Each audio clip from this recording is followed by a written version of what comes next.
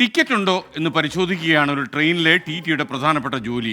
അവരിൽ അർപ്പിതമായ കർത്തവ്യം നിർവഹിച്ചതിൻ്റെ പേരിൽ തല്ലുകൊള്ളേണ്ടി വരുന്നത് വളരെ സങ്കടകരമായ സാഹചര്യമാണ്.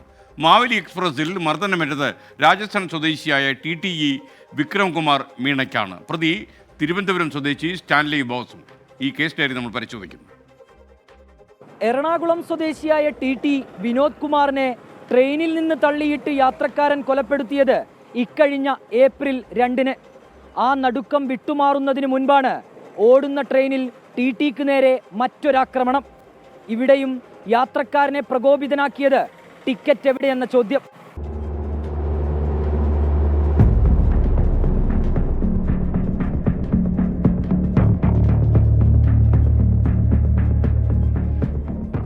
മംഗളൂരു തിരുവനന്തപുരം മാവേലി എക്സ്പ്രസിൽ കോഴിക്കോട് നിന്നാണ് മദ്യലഹരിയിലുള്ള യുവാവ് കയറുന്നത്. ടിക്കറ്റ് എടുക്കാതെ നേരെ റിസർവേഷൻ കമ്പാർട്ട്മെന്റിലേക്ക്.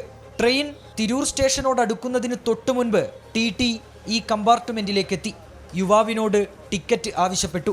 എന്നാൽ ടിക്കറ്റ് കൈവശമില്ലാതിരുന്ന യുവാവ് TTയോട് തട്ടിക്കയറി. പിന്നാലെ മൂക്കിൽ ശക്തിയായി ഇടിച്ചു. कालीकट के बाद एक विदाउट टिकट पैसेंजर कोच के अंदर था.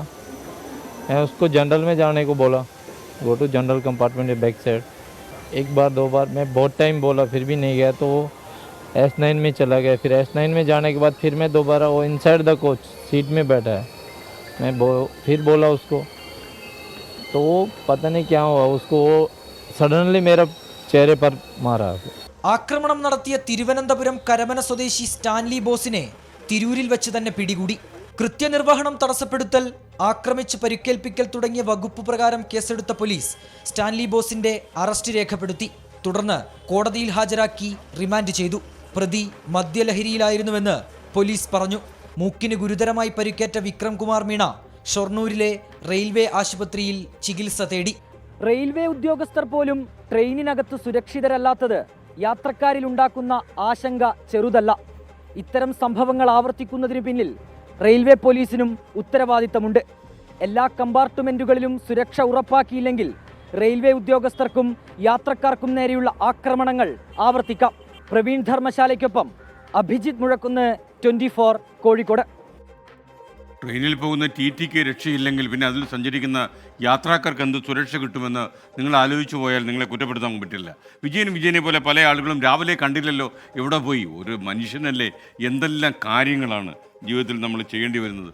അപ്പോൾ മറ്റൊരു കാര്യം, ഈ ആമിന പറയുന്നു, നമ്മുടെ ജില്ലാ സമ്മേളനം നടക്കില്ലേ, പ്രേക്ഷകരുടെ ജില്ലാ സമ്മേളനം, നമ്മുടെ സംസ്ഥാന സമ്മേളനത്തിൻ്റെ വിജയകരമായ നടത്തിപ്പിന് ശേഷം നമ്മളെല്ലാ ജില്ലകളിലും സമ്മേളനം നടത്തുകയാണ്. ഈ മെയ് അവസാന വാരം മലപ്പുറം ജില്ലയിൽ നടക്കും. അപ്പോൾ ഇതിൻ്റെ QR കോഡ് കാണിക്കണം. നിങ്ങൾക്ക് വളരെ എളുപ്പത്തിൽ ഇപ്പോൾ ഇതിൻ്റെ എല്ലാ ഡീറ്റെയിൽസും ഒക്കെ നമ്മുടെ യൂട്യൂബ് ചാനലിൽ കൊടുത്തിട്ടുണ്ട്. അവിടെ പോയാൽ നിങ്ങൾക്ക് എല്ലാ വിശദാംശങ്ങളും കിട്ടും. പിന്നെ നമ്മുടെ വെബ്സൈറ്റിലും ഒക്കെ ലഭ്യമാണ്.